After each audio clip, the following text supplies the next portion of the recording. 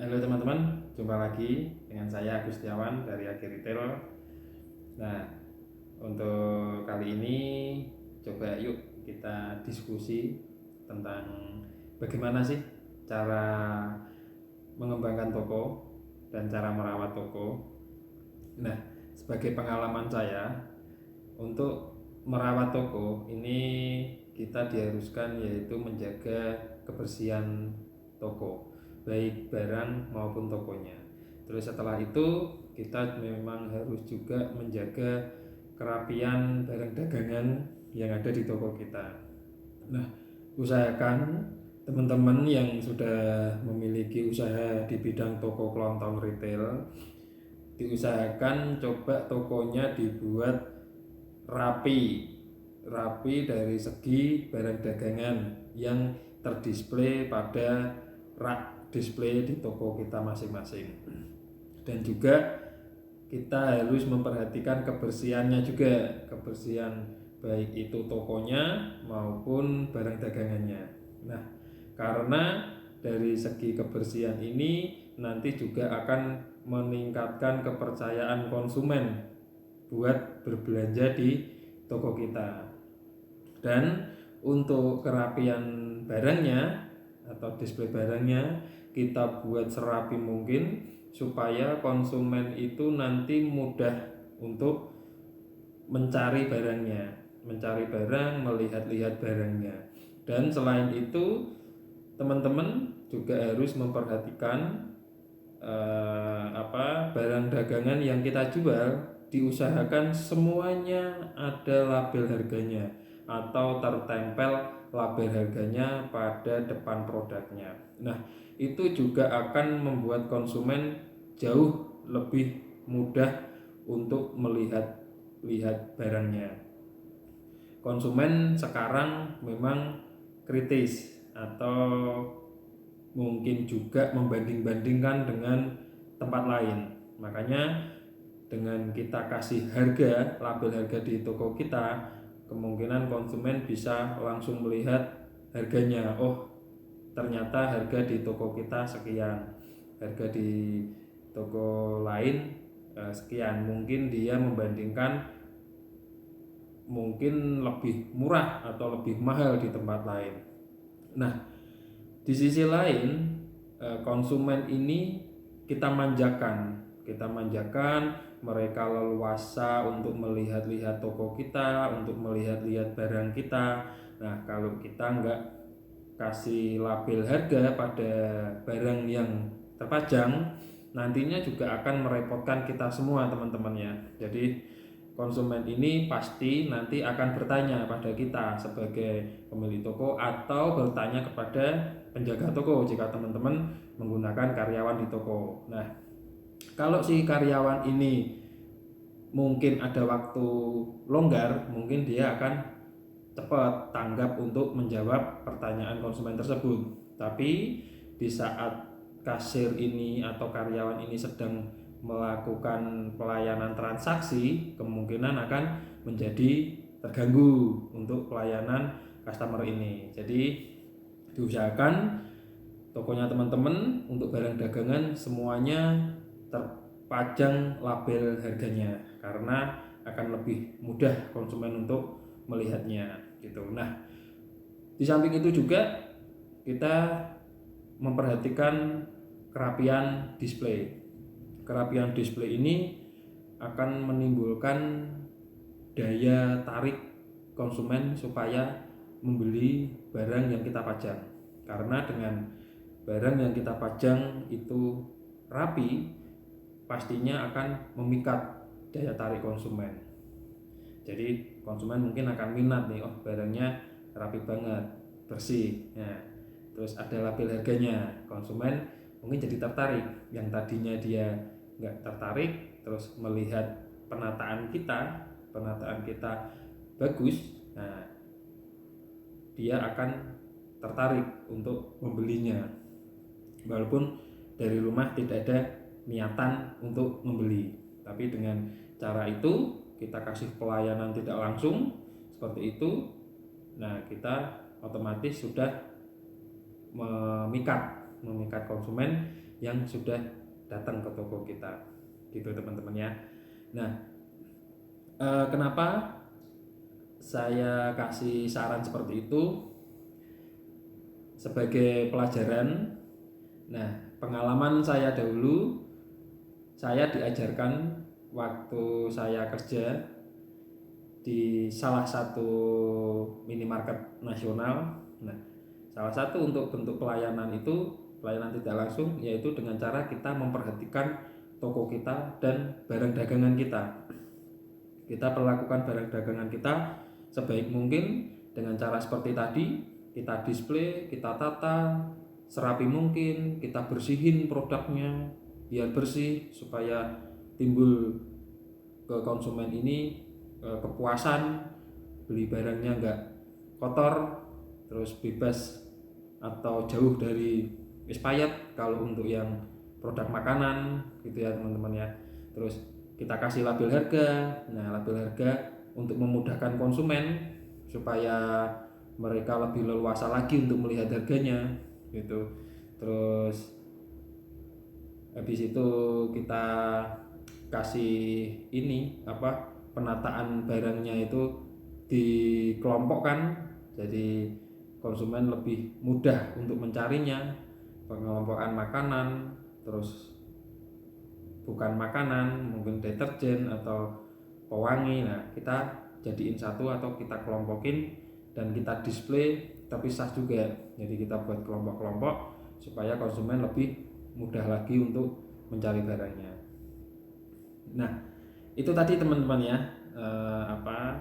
saran atau pengalaman saya untuk menata toko atau merawat toko supaya nanti kedepannya toko kita bisa berkembang dan mungkin juga bisa untuk menambah konsumen baru supaya omset kita dari bulan ke bulan bisa juga ikut naik. Harapannya seperti itu.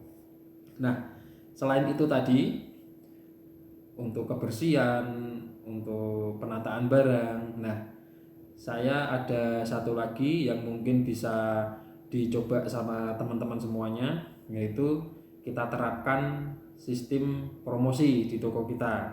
Jadi kita cari nih barang-barang yang HPP-nya atau harga belinya murah.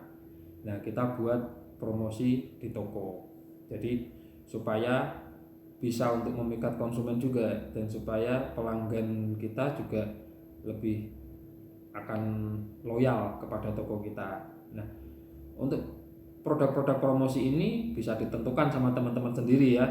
Jadi mau promosi untuk item apa, untuk item non food atau food. Jadi teman-teman bisa pilih sendiri atau teman-teman bisa misalkan ini dapat produk harganya yang lebih murah dibanding dari tempat pengambilan sales. Nah, itu bisa dijadikan promo. Atau mungkin di toko teman-teman terdapat produk yang overstock. Nah, itu bisa teman-teman manfaatin juga sebagai promosi di toko karena biar perputaran barangnya itu biar cepat keluar. Jadi biar cepat keluar jadi omset. Nah, omsetnya ini bisa dialihkan ke produk yang cepat laku. Nah, gitu teman-teman ya. Jadi saran kita nanti seperti itu, mungkin bisa membantu teman-teman juga yang sedang pusing untuk mengelola tokonya. Nah, kita kasih saran seperti itu. Yang penting gini teman-teman ya, teman-teman yang sudah punya toko ini mau dibawa kemana nih tokonya?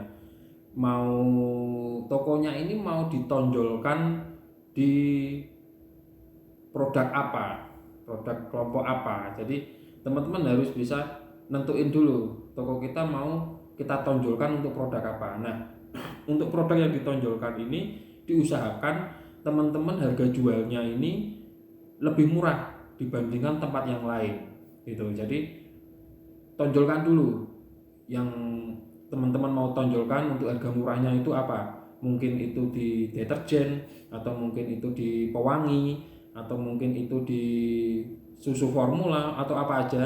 yang sekiranya teman mau tonjolkan. Nah, di situ dengan kita menonjolkan barang, untuk produk-produk yang lain pasti itu akan menyusul, akan mengikuti.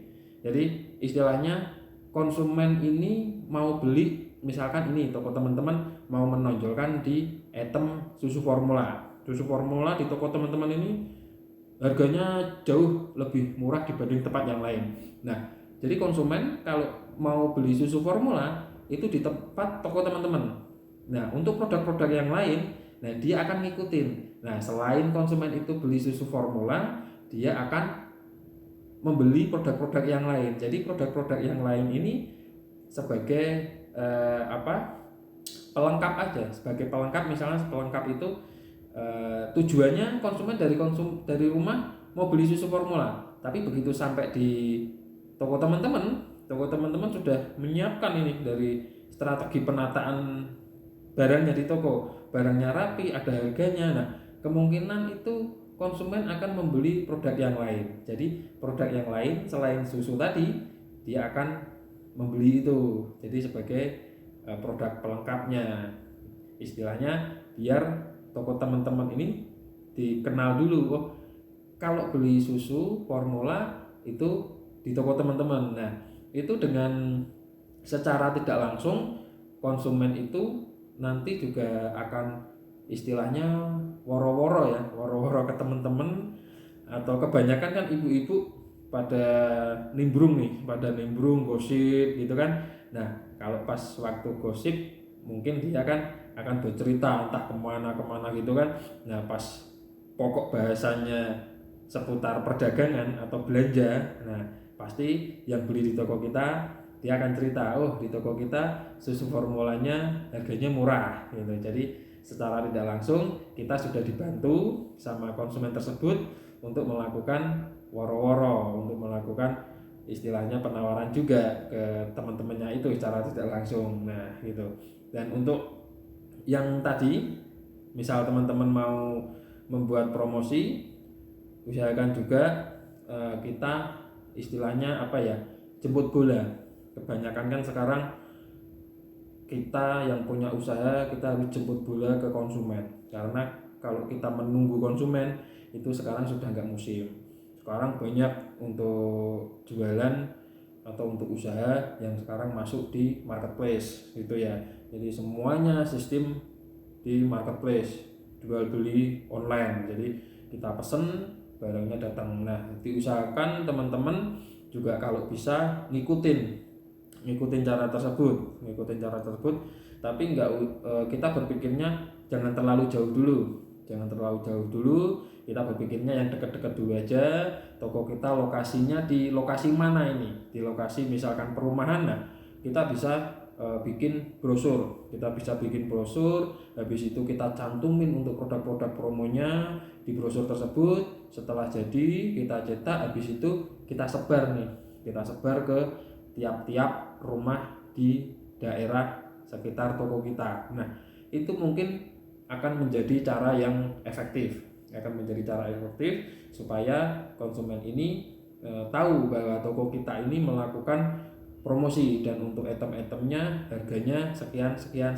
Nah, itu bisa juga menjadi pancingan buat mereka juga, buat para konsumen. Jadi istilahnya kita juga sering-sering mengenalkan juga ke warga-warga sekitar yang berada di toko kita, lokasi toko kita. Nah, jadi kita tidak usah menunggu di tempat, kita jemput bolanya, kita jemput konsumennya supaya mereka mau datang dan belanja di toko kita. Nah, itu mungkin usaha yang kita lakukan untuk di luar toko. Jadi kita sudah bagus-bagusin toko kita, tapi kalau toko kita sudah bagus, sudah rapi, sudah bersih, tapi kalau konsumennya belum ada, nah itu akan menjadi bumerang buat kita sendiri. Kita juga akan menjadi pusing juga. Nah, makanya setelah kita perbaikin dari dalam toko, kita harus ekspos keluar juga dengan cara kita sebar brosur, kita kasih undangan. Istilahnya brosur itu kan undangan buat konsumen supaya datang ke ke toko kita. Nah, itu mungkin saran masukan dari kita atau pengalaman yang sudah saya lakukan dulu di waktu saya masih bekerja di sebuah minimarket nasional. Nah, mungkin itu bisa menjadi masukan buat teman-teman juga, karena ini juga masukan buat saya sendiri, dan ini sudah saya terapkan di toko saya dan hasilnya lumayan bagus. Baru ini lumayan bagus, tapi saya optimis nanti untuk kedepannya pasti akan jauh lebih bagus lagi gitu. Nah, sebagai contoh nanti akan saya tampilkan untuk video-videonya di belakang video nanti.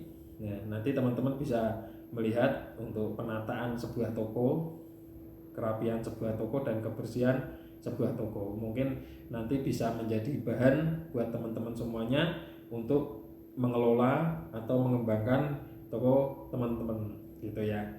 Nah, mungkin dari saya untuk video kali ini, terima kasih sudah menontonnya. Semoga teman-teman yang sudah punya usaha diberi kelancaran, berkah, dan tokonya lebih maju dari bulan ke bulan dan berkembang.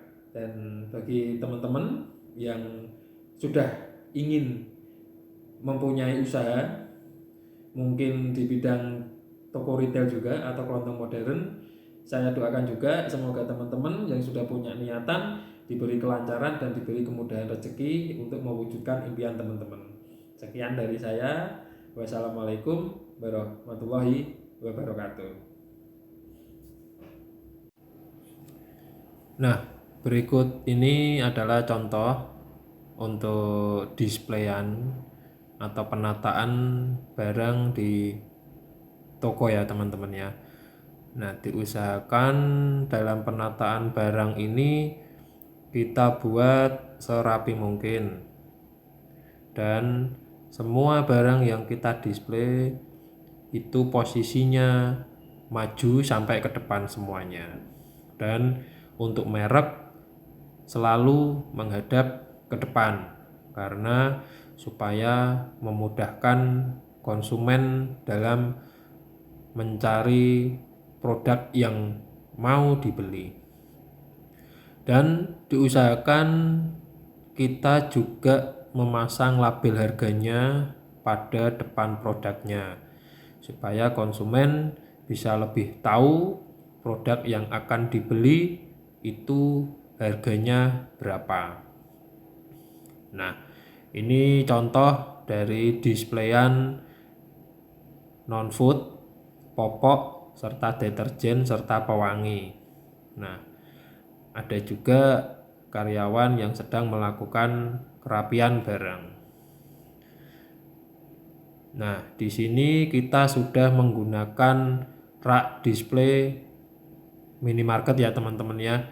Jadi kita menggunakan rak display minimarket supaya barang yang kita pajang atau kita display itu jauh lebih rapi ketimbang kita menggunakan rak display dari rak gudang atau rak rakitan sendiri, karena rak minimarket ini memang sudah didesain untuk sebuah toko. Nah, ini contoh promo yang sedang berlangsung di toko. Jadi kita tampilkan di